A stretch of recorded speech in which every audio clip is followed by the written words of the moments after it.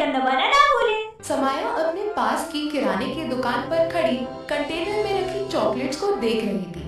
तभी दुकानदार उससे कहता है, क्या हुआ समाया बेटा? होना क्या है अंकल जी, चॉकलेट खाने का मन कर रहा है, पर ये समझ नहीं आ रहा कि कौन सा चॉकलेट खाऊं। अरे बस इतनी सी बात बेटा, आज ही दुकान में एक नई चॉकलेट आई है, कैडबरी रेड वेलवेट। थोड़ी सी महंगी है और स्वाद बहुत अच्छा है। ऐसी बात है तो दे दो फिर, स्वाद बराबर होना चाहिए, महंगे सस्ते का कोई चक्कर नहीं है। सौम्या चॉकलेट लेकर जल्दी से अपने घर आ जाती है और सोफे पर बैठकर अपनी रेड वेलवेट चॉकलेट को ओपन करती है और उसे खाने लगती है। एक बाइट खाते ही वो खुद से बोलती है, ओए ओए ओए ओए, क्या चॉकलेट है, क्या स्वाद है, क्या मिठास है, मतलब मजा ही मजा, फुल ऑन पैसा वसूल। अब से तो मैं चॉकलेट खाऊंगी तो बस रेड वेलवेट चॉकलेट, नहीं तो नहीं खाऊंगी। ऐसे ही मजे लेते लेते समाया पूरी चॉकलेट खा जाती है, जिसके बाद वो रैपर में लगी चॉकलेट को भी जीभ से चाट चाट कर खाने लगती है।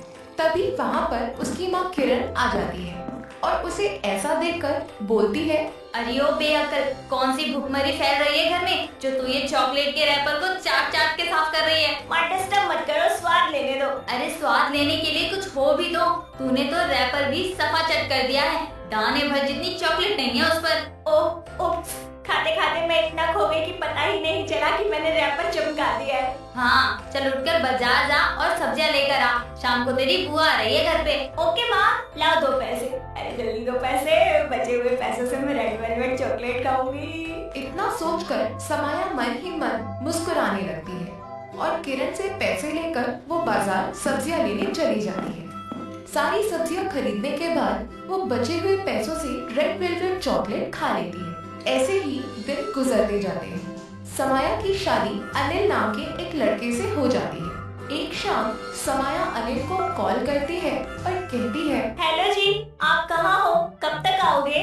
बस आधे घंटे में निकल रहा हूँ ऑफिस से। अच्छा सुनिए ना, अगर कुछ मंगवाऊं तो आप ले आएंगे? अरे कैसी बातें करती हो, जरूर लेकर आऊंगा, बताओ क्या खाना है। वो मुझे ना रेड वेलवेट चॉकलेट खानी है, आप आते हुए ना बड़ी वाली ले आना। अच्छा बस इतनी सी बात, ठीक है ले आऊंगा।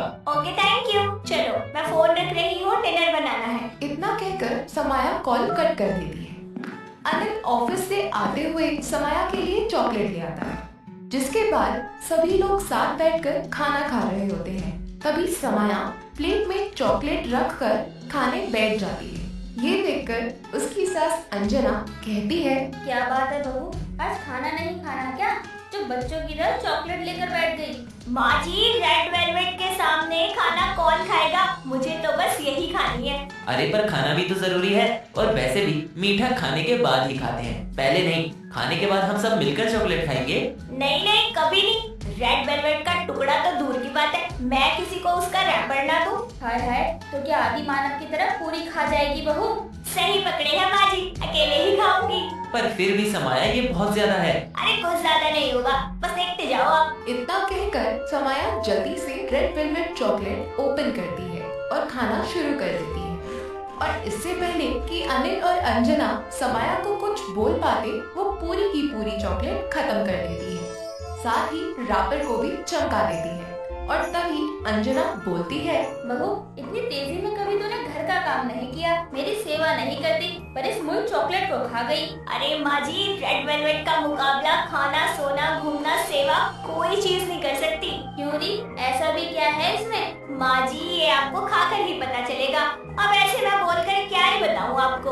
अच्छा ये बात है, सुन अनिल, कल की कल तू 2 ये लाल वाली चॉकलेट लिया ना, मैं भी तो खाकर देखूं कौन सा स्वाद का खजाना है इसमें। ऐसे ही अगली शाम को अनिल 2 बड़ी रेड वेलवेट चॉकलेट ले आता है और अंजना चॉकलेट को खाकर देखती है। जैसे ही उसकी जुबान पर रेड वेलवेट का स्वाद खुलता है, उसकी आंखों में चमक आ जाती है और वो बोलती है, आय हाय, ये मुई चॉकलेट तो सच में बड़ी स्वाद है। ले रे अनिल, तू भी खा के देख। वाह, ये तो सच में कमाल की है। वैसे तो मैंने कम ही चॉकलेट खाई है, पर ये वाली तो सुपर से भी ऊपर है। देखा, हो गए ना फैन मेरी रेड वेलवेट चॉकलेट के। ये है ही इतने कमाल की, जो खाता है वो इसके स्वाद में खो जाता है। अब समाया के साथ साथ घर के सभी लोग रेड वेलवेट के फैन हो गए थे।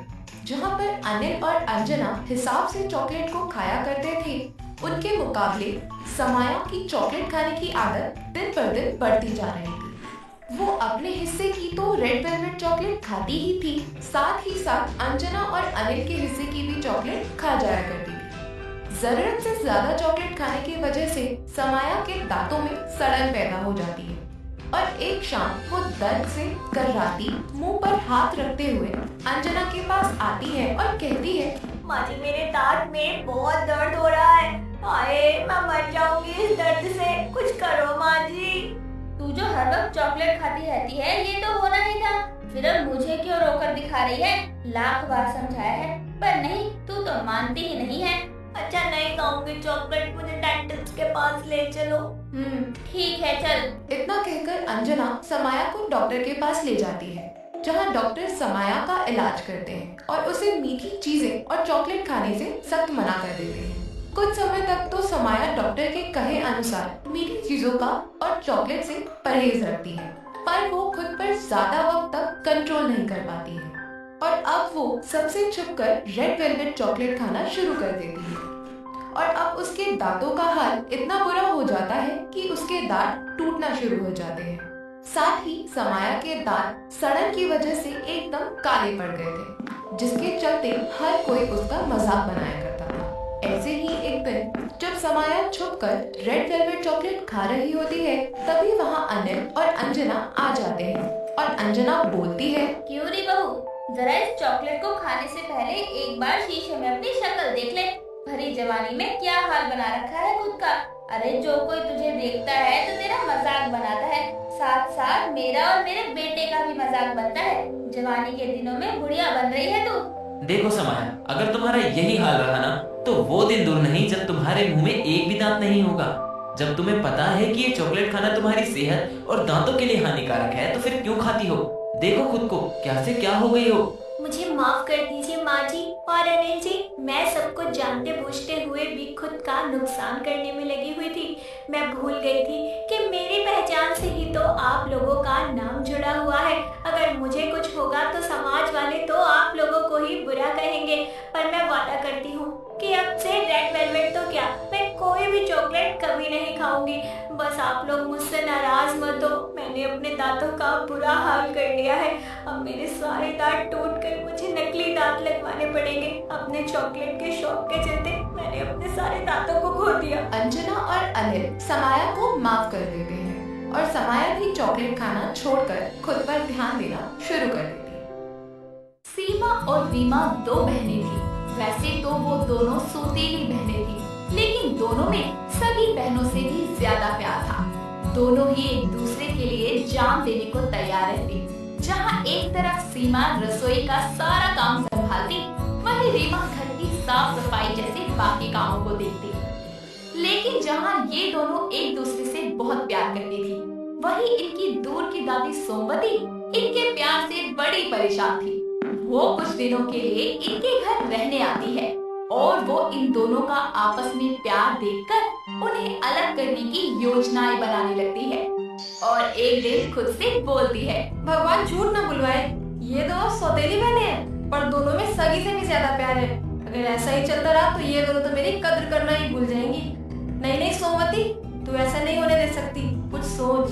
जिसके बाद सोमवती अपने मन में ये ठान लेती है कि वो सीमा और रीमा की खुशहाल जिंदगी में आग लगा के ही मानेगी। अगले दिन जब सीमा कॉलेज जाने के लिए तैयार होने लगती है तो उसकी दादी उसके पर्स से पैसे चुराकर रीमा के बैग में डाल देती है और जब सीमा अपने बैग को देखती है तो वो बोलती है, अरे ये मेरे पैसे मिल क्यों नहीं रहे? ऐसे कैसे? आखिर कहाँ गए? मैंने यहीं तो रखे थे, ऐसा कैसे हो सकता है? बेटी भगवान झूठ न बुलवाए, जरूर ये पैसे रीमा ने लिए हैं। अब तो ये मान ना मानिए तेरी मर्जी है। क्या दादी आप भी, वो ये पैसे क्यों लेगी? आप भी ना कुछ भी बोलती हो। उसे पैसे चाहिए होते तो मुझसे मांग लेती, वो मेरी बहन है, मैं उसे मना थोड़ी करती। बहन तो है लेकिन आखिर सौतेली ना। अरे मैंने खुद उसे तेरे पर्स से पैसे निकालते देखा है। अब तो ये मान ना मान तेरी मर्जी है। अगर तुझे यकीन नहीं होता तो वो रसोई में है, इतने तो उसका पर्स चेक कर ले। जिसके बाद अपनी दादी के कहने पर सीमा रीमा का पर्स चेक करती है और खोए हुए पैसे उसमें मिल जाती है। जिसके बाद सोमवती अपनी पोते को भड़काने के लिए बोलती है। देखा, भगवान झूठ न बुलवाए, मिल गए ना पैसे। मैंने तो बोला ही था। अब तू उसे जमकर सुना दे और सवाल कर उससे कि उसने पैसे क्यों लिए और उसकी बोलती बंद कर दे। नहीं दादी, रहने दो, आखिर वो मेरी बहन है, जरूरत होगी तो ले लिए होंगे, कोई बात नहीं। आप भी ये भूल जाओ और मैं भी भूल जाती हूँ। जिसके बाद वहाँ रीमा आकर कहती है, सीमा, कॉलेज नहीं चलना क्या? मैंने हम दोनों का लंच पैक कर लिया है और अब जल्दी चल। दादी तो है ही बातों की पेटी, घर आकर बात कर लियो, अभी कॉलेज चल वरना लेक्चर मिस हो जाएगा। और उसके बाद सीमा और रीमा कॉलेज के लिए निकल जाती हैं और बेचारी दादी का प्लान धरा का धरा रह जाता है। शाम को जब दोनों बहनें घर आती हैं, तो रीमा बोलती है, सीमा, कल कॉलेज पार्टी में तो क्या डालने वाली है? मैं तो वो ब्लैक सूट डालूंगी, वो मुझ पर बड़ा अच्छा लगता है। कॉलेज के सभी लोग मुझे ही देखेंगे। अरे पर वो तो मैं डालने की सोच रही थी, वो तो मुझ पर भी बहुत जमता है। अच्छा एक काम कर, तू ही डाल ले, मैं कुछ और डाल लेती हूँ। दोनों की ये सारी बातें वहीं बैठी दादी सुन लेती है और मन में बोलती है, ना रहेगा सूट और ना रहेगा दोनों सौतेली बहनों में प्यार। और भगवान झूठ न बुलवाए, अब सौतेली बहनें प्यार से साथ रहती अच्छी थोड़ी लगती हैं। इतना कहकर सोमवती रात को सीमा और रीमा के कमरे में जाती है और वो काला सूट फाड़ देती है और फाड़कर वापस अपनी जगह पर रखकर सो जाती है। जैसे ही सुबह होती है, रीमा तैयार होते हुए अपनी दादी को आवाज मारकर बोलती है, दादी, दादी मेरी बात सुनो, जरा यहाँ आना। क्या हुआ लाडो, क्यों चिल्ला रही है? क्या हो गया, आसमान फट गया या जमीन? दादी आपने मेरा ब्लैक सूट देखा, कहीं मिल नहीं रहा है। और उसके बाद सोमवती घबराने का नाटक करते हुए बोलती है, बेटा वो तो मैं। दादी क्या बकरी की तरह मैं कर रही हो? मुझे लेट हो रहा है, अगर देखा है तो बताओ ना। बेटी, कल मैंने देखा कि सीमा तेरे सूट को कैंची से काट रही थी और बोल रही थी कि ये सूट अगर मैंने नहीं पहना तो रीमा भी नहीं पहनेगी। जिसके बाद रीमा का गुस्सा सातवें आसमान पर आ जाता है, क्योंकि रीमा का स्वभाव सीमा के स्वभाव से थोड़ा गुस्से वाला था, लेकिन वो खुद के गुस्से पर काबू करते हुए बोलती है, कोई बात नहीं दादी, मैं कुछ और पहनकर चली जाती हूँ। इतना कहकर वो दूसरे कपड़े पहनकर अपनी बहन के साथ चली जाती है और उसे ऐसे चुप चुप देखकर सीमा बोलती है, क्या हुआ मेरी राजधानी एक्सप्रेस, इतनी चुप क्यों है? अच्छा अब ये आप पूछ रही हो? हाँ बताना, क्या हुआ? आपने मेरा ब्लैक सूट कैंची से फाड़ा और अब पूछ रही हो कि क्या हुआ? अरे लड़की, तू पागल हो गई है क्या? मुझे सूट फाड़ने की क्या जरूरत पड़ गई? तू पहने मैं पहनूं, बात तो एक ही है ना। तूने भी तो मेरे पर्स से पैसे चुराए थे, लेकिन मैंने कुछ बोला क्या? पैसे? वो भी मैंने? नहीं तो कब चुराए और ये किसने कहा? दादी ने बताया। मुझे भी दादी ने बताया कि तूने मेरा सूट फाड़ा। पर दादी ऐसा क्यों करेंगी? अरे तुम बहुत भोली हो सीमा, भले ही हम दोनों बहनें हैं, पर है तो सौतेली ना। उनको हमारा इतना घुलना मिलना पसंद नहीं आया, बस इसलिए उन्होंने सूट फाड़ा और पैसे भी चुराए। हमें कुछ तो करना होगा जिससे दादी की आदत छूट जाए, वरना उनके चक्कर में सच में हमारे बीच दरार आते देर नहीं लगेगी। जिसके बाद सीमा और रीमा मिलकर एक प्लान बनाते हैं और दोनों मुंह फुलाकर घर वापस आती है और उनका चेहरा देखकर ही सोमवती समझ जाती है कि दोनों बहनों का रिश्ता अब टूट गया है और वो बोलती है, भगवान झूठ न बुलवाए, अब आया ना ऊंट पहाड़ के नीचे, अब ये दोनों एक दूसरे पर नहीं बस मुझ पर ध्यान देंगी। इतना कहकर सब खाना खाकर सोने चले जाते हैं और सुबह होने पर सोमवती आवाज लगाकर सीमा से बोलती है, सीमा, सीमा बेटा चाय नाश्ता ले आ। पर दादी चाय नाश्ता तो मैंने बनाया ही नहीं। पर क्यों? दादी मैं क्यों बनाऊं? ये मैडम घर का थोड़ा सा काम करके आराम करती है और मुझे सुबह शाम चूल्हा चौका करना पड़ता है। अब से ना मैं ना सुबह का काम करूंगी ना शाम का। जिसके बाद बेचारी सोमवती को खुद ही सबका नाश्ता बनाना पड़ता है और वो आवाज लगाकर रीमा को घर के काम करने को कहती है और रीमा जवाब देती है, दादी मैं कोई झाड़ू पोछा नहीं करूंगी। जब ये खाना नहीं बना रही तो मैं क्यों साफ सफाई करूं?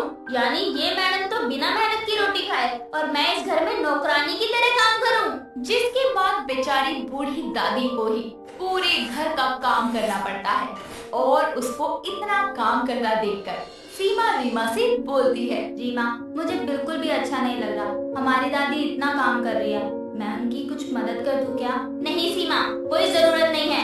हमने आज तक और सब खुद किया, उनका सम्मान किया, पर उनको कोई हक नहीं है हमें लड़वाने का। अरे भले ही हम सौतेली बहनें हों, लेकिन हम दोनों में प्यार सगी बहनों से भी बढ़कर है और ये बात उनको समझनी ही पड़ेगी। पर वो कुछ महीनों के लिए तो आई है, क्या ये सब सही है? सब सही है, अब तुम चुप रहो। जिसके बाद दिन यूं ही बीतते हैं और सोमवती अब खुद ही घर के काम करती और तो और रसोई भी संभालती। वही सीमा और रीमा उसके आगे लड़ने का नाटक करती। और ऐसे ही एक दिन बेचारी दादी घर में पोछा लगाते हुए गिर जाती है और वो रोते हुए बोलती है, अरे कोई मुझे उठाओ, मेरी टांग टूट गई रे। उसकी आवाज सुनकर सीमा और रीमा वहाँ आते हैं और सीमा बोलती है, दादी मुझसे अकेली नहीं उठेगी, रीमा हाथ लगवाओ। अगर तुम इन्हें उठाओगी तो मैं नहीं उठाऊंगी। अरे भगवान झूठ ना बुलवाए, लड़ना बंद करो और मुझ पर तरस खाओ। सोमवती की बात सुनकर रीमा और सीमा मिलकर उसे बेड पर लिटा देती हैं और रीमा बोलती है, क्यों दादी, दूसरों के लिए खड्डा खोदोगी तो खुद तो गिरोगी ही ना। ये सब सुनकर सोमवती को अपनी गलती का एहसास होता है कि वो कितनी बड़ी उम्र की होकर भी नादान थी, जो दो बहनों में लड़ाई करवाना चाहती थी। जिसके बाद वो दोनों बहनों से माफी मांगकर अपने गांव वापस चली जाती है और ये दो सौतेली बहनें सभी बहनों से भी ज्यादा प्यार के साथ हमेशा खुश रहती है। सुशांत हॉल में बैठा होता है और उसकी पलकें आंसुओं से भीगी होती है, क्योंकि वो बेचारा बैठे बैठे प्याज जो काट रहा होता है और खुद से बोलता है, मेरे घर वालों को मैं हंसता खेलता रास नहीं आ रहा था, इसीलिए कर दी शादी। अब बैठ के लहसुन प्याज छीलो और क्या। अरे प्याज कटेगी नहीं, सब्जी आज ही बनानी है, कल नहीं। और क्या अपने आप में बड़बड़ाए जा रहे हो? मैं तो ये कह रहा था, ये सब्जियां काटना कितना मुश्किल काम है ना, तुम कैसे कर लेती हो यार। बस रहने दो तुम तो। तुम्हें पता है आज मेरे सपने में निक्की आई थी। कौन निक्की? निक्की मेरी बहन, तुम्हारी साली। हाँ अपनी निक्की। अच्छा क्या कह रही थी? दोनों बातें कर ही रहे होते हैं कि तभी पीछे से आवाज आती है, जीजू सुनो ना। हाँ नोटी, निक्की की आवाज निकालकर मेरा मूड बनाने की कोशिश कर रही हो ना। लेकिन मैंने तो अभी कुछ बोला ही नहीं। दीदी मैं यहाँ हूँ। जैसे ही ये आवाज आती है, दोनों दरवाजे की तरफ देखते हैं, जहाँ निक्की अपना सूटकेस लेकर उदास सा चेहरा बनाए खड़ी होती है और भागकर दोनों की तरफ आती है, जिसे देखकर सुशांत अपनी दोनों बाहें उसे गले लगाने के लिए फैला लेता है। लेकिन निक्की आकर चंचल के गले लग जाती है और ये देखकर सुशांत एकदम से अंगड़ाई लेते हुए बोलता है, अरे वाह साली साहिबा, तुम्हारी उम्र तो बहुत लंबी है, अभी चंचल तुम्हारी ही बातें कर रही थी। अरे आप चुप करिए। निक्की क्या हुआ? तो सुबह सुबह यहाँ, वो भी सामान के साथ, क्या बात है? वो जीजू मुझे शादी करनी है। हाँ मैं तो कब से तैयार बैठा। हाँ बोलो कब करनी है, मैं सब तैयारी करवा दूंगा। मुझे शादी करनी है जीजू, लेकिन अपनी पसंद से, और माँ जबरदस्ती अपने पसंद के लड़के से करवाना चाहती है, इसीलिए मेरी उनसे बहस हो गई और मैं सारे सामान पैक करके यहाँ पर आ गई। खुशी देकर बड़ी जल्दी झेल ली। भगवान हर किसी को अपनी साली पसंद होती है, तो अब डायरेक्ट साली से ही शादी क्यों नहीं करवाते? बाद में जब हमें वो पसंद आती है तो जालिम जमाना हम जैसों को ठरकी बुलाता है। अरे कौन सी दुनिया में खो गए? वो कुछ कह रही है, सुन भी रहे हो कि नहीं? हाँ बिल्कुल सही किया निक्की तुमने। अरे सोच समझ कर ही शादी करनी चाहिए। मैंने शादी के नाम पे हादसा बर्दाश्त कर लिया, तुम्हें थोड़ी करने दूंगा। आप क्या कहना चाहते हो? मुझसे शादी आपकी जिंदगी का हादसा है? अरे पगली, निक्की तुम्हारी बहन बिना हर बात दिल पे ले लेती है। अरे निक्की आई है, नाश्ता वास्ता कराओ, बेचारी भूखी होगी। जिसके बाद चंचल निक्की को लेकर अपने कमरे में चली जाती है और ऐसे ही समय बीतता है और एक दिन तीनों मिलकर सुशांत चंचल की शादी की एल्बम देख रहे होते हैं। तभी वहाँ सुशांत का दोस्त कार्तिक आता है और बोलता है, ओ कमीने, तू अपना फोन किस कोने में फेंक कर रखता है? कितनी बार कॉल कर लिया मैंने। अरे कार्तिक, इतने दिनों बाद आए हो और आते ही गुस्सा। गुस्सा ना करूँ तो क्या करूँ? भाभी जब भी कॉल करता हूँ मजाले की ये उठा ले। मैं तो कहता हूँ इसको फोन की जगह एक कबूतर ला के दे दो, कम से कम 2 दिन में इसकी खबर तो मिलती रहेगी। अरे मेरी औलाद शांत हो जा, आसपास देख भी लिया कर, आधे ही गालियाँ बकनी चालू कर देता है। मेरी साली आई हुई है, उसके सामने तो दोस्त की इज्जत रख ले। उसके इतना कहते ही कार्तिक की नजर निक्की पर पड़ती है और वो उसे एकदम देखते ही रह जाता है और निक्की भी उसे प्यार से देखने लगती है।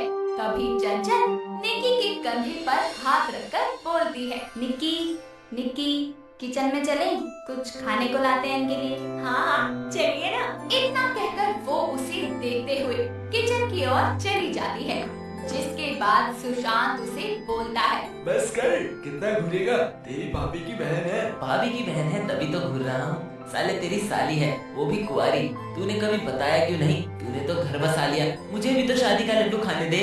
अबे ओ सड़क छाप मजनू, निक्की को लव मैरिज करनी है और तूने अपनी शक्ल देखी है? जुगाड़ वाली शादी होती है ना, उसके लायक भी नहीं है तू। अबे यानी तूने अभी तक पहचाना नहीं है मुझे? अबे लड़कियां मरती हैं तेरे भाई पर। हाँ तो खुद सोचना, सुअर जैसा इंसान देखकर कोई जिंदा भी कैसे रह सकता है? अब तू जो बोल, मैंने तो सोच लिया है, तेरा साड़ू बन के ही दम लूंगा। जिसके बाद निक्की और चंचल चाय पकोड़े लेकर आते हैं और चारों मिलकर बातें करने लगते हैं। और उसके बाद उसी शाम को निक्की के पास एक अननोन नंबर से कॉल आता है और वो कॉल रिसीव करके बोलती है, हेलो, कौन? वही जिसे आज चाय पीते समय प्यार से निहार रही थी आप। वाह, जीजा जी के दोस्त कार्तिक बोल रहे हैं। वैसे आपको मेरा नंबर कहाँ से मिल गया? क्या बात है, पहली मुलाकात में नाम भी याद हो गया। और हो भी क्यों ना, मैं कोई भूलने वाली चीज हूँ क्या? वो भाभी ने अपने इस देवर की अर्जी पर आपका नंबर सेंड कर दिया, बस। इतना कहकर वो हंसने लगती है और सारी रात दोनों खूब बातें करते हैं। ऐसे ही समय बीतता है और दोनों फोन पर बातें करते करते एक दूसरे से मिलने भी लगते हैं, जिससे वो दोनों एक दूसरे के प्यार में पड़ जाते हैं। और कुछ ही समय बाद निक्की और कार्तिक सुशांत चंचल को अपनी रिलेशनशिप के बारे में बता देती है, जिस पर चंचल बोलती है, तो आखिर तुझे प्यार हो ही गया। और कार्तिक तुम तो बड़े तेज निकले, मेरी निक्की पर अपना जादू चला ही दिया। क्यों बे लुटेरे, दोस्त के घर में डाका, अपनी बर्बादी की बड़ी जल्दी पड़ी है। हाँ तो तूने तो कोई मदद नहीं की, तो मैंने ही सेल्फ हेल्प करके निक्की को इम्प्रेस कर लिया। सुशांत वो सब तो ठीक है, लेकिन हमें माँ से भी निक्की की शादी की बात करनी होगी। वैसे भी वो निक्की से नाराज हैं। मैं उन्हें कल ही फोन कर सब बता दूंगी और यहाँ आने के लिए भी कह दूंगी। और जैसे ही निक्की के बारे में चंचल अपनी माँ सुजाता को कॉल पर बताती है, वैसे ही सुजाता बिना देर किए चंचल के घर आती है और वो चारों मिलकर उसे समझाते हैं। सबकी बातें सुनने के बाद सुजाता बोलती है, आखिर इस जिद्दी लड़की को अपने ही मन की करनी होती है। और दामाद जी, चंचल तो निक्की की बातों में आ गई, लेकिन आप तो समझदारी से काम लेते, लेकिन नहीं, आपने भी इनकी हाँ में हाँ मिला दी। तो ठीक है, अब आपको ही निक्की की शादी की सारी जिम्मेदारी उठानी होगी। मैं तो इन दोनों को आशीर्वाद देने आ जाऊंगी। अरे सासू माँ, ऐसा जुल्म मत करो, भला दोनों बहनों के बीच में क्या ही कर पाता। चंचल तुम तो कुछ कहो। हाँ कहती हो ना। ठीक है माँ, आपने शादी के लिए मंजूरी दे दी, वही बहुत है। और निक्की की शादी उसके माँ के आशीर्वाद से हो, इससे ज्यादा अच्छा और क्या होगा। आप चिंता मत करो, आपके दामाद जी सब संभाल लेंगे। अरे ओ पागल औरत, क्यों अपने पति को कंगाल करने पर तुली है? इससे अच्छा था कि चुप ही रहती। जिसके बाद निक्की और कार्तिक सुजाता के पैर छूते हैं और उसके बाद सुजाता वहाँ से चली जाती है और बेचारा सुशांत लग जाता है अपनी साली की शादी की तैयारियों में। एक दिन वो शादी में होने वाले खर्चों का हिसाब लगाता है, तभी वहाँ चंचल आती है और सुशांत खुद से बोलता है, कैटरिंग हो गई, मैरिज हॉल में बुक कर लिया, डीजे वाले को भी पेमेंट कर दी, डेकोरेशन हॉल वाला कर ही देंगे। और निक्की का लहंगा लेना है, महंगे वाला। ये पागल औरत, तेरा दिमाग फिर गया। अरे मजाक मत करो, मेरी शादी हुई है, पता है मुझे। शादी का जोड़ा लड़के वाले देते हैं। दोस्तों अगर आपको ये कहानी पसंद आई तो इसे लाइक करें, शेयर करें और कमेंट करके बताएं कि कहानी में आपको सबसे अच्छा क्या लगा।